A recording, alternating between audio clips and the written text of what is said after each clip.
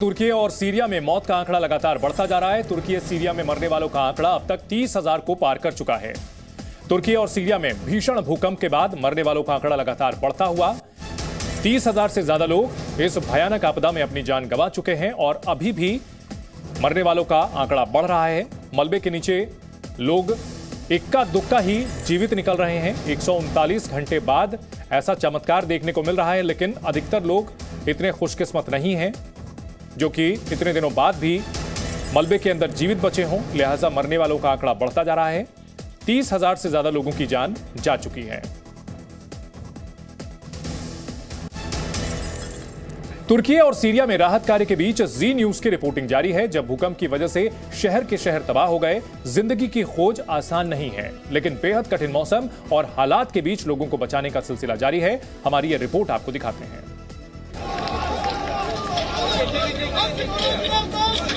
60 दिन की उम्र, लेकिन इनमें से 5 दिन मलबे में गुजर गए। 2 महीने की इस बच्ची की फिलहाल यही पहचान है।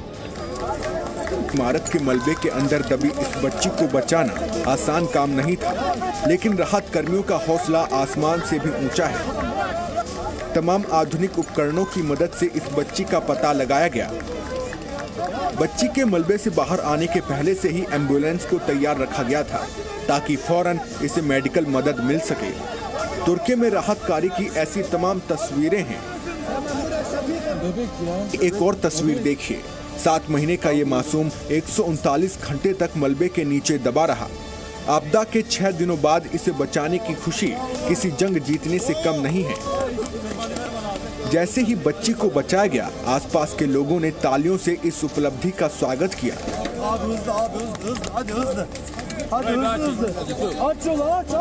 बच्ची अस्पताल में है, लेकिन वो अब बिल्कुल ठीक है।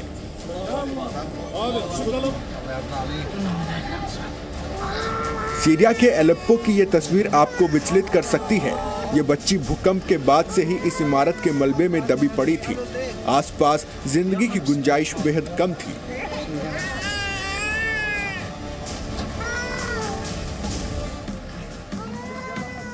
लेकिन खुशी की बात यह है कि इसे राहत कर्मियों ने बचा लिया।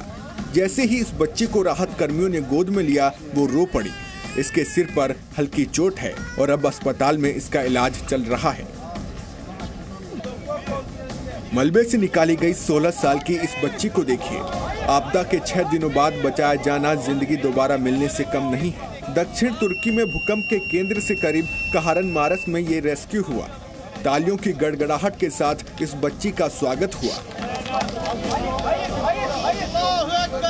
इस पूरे इलाके में नुकसान इतना ज्यादा हुआ है कि जिंदगी के मौजूद होने की उम्मीद बहुत कम है, लेकिन यहाँ पर जिंदगी मौत पर भारी पड़ी। 12 साल के बच्चे मोहम्मद अलकानास को मलबे से बचाया गया। बच्चे को सही सलामत देखकर बचाव कर्मियों के चेहरे पर खुशी के आंसू थे और वो चिल्ला पड़े। इस बच्चे को उस वक्त बचाया गया जब यहाँ पर लोगों के मिलने की उम्मीद कम होती जा रही थी।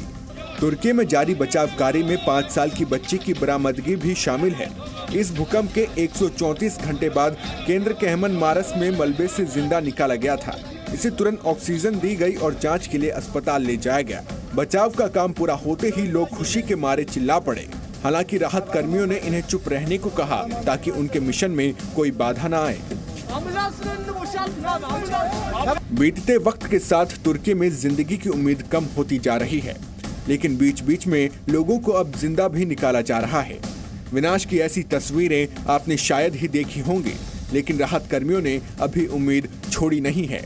ब्यूरो रिपोर्ट, जी मीडिया।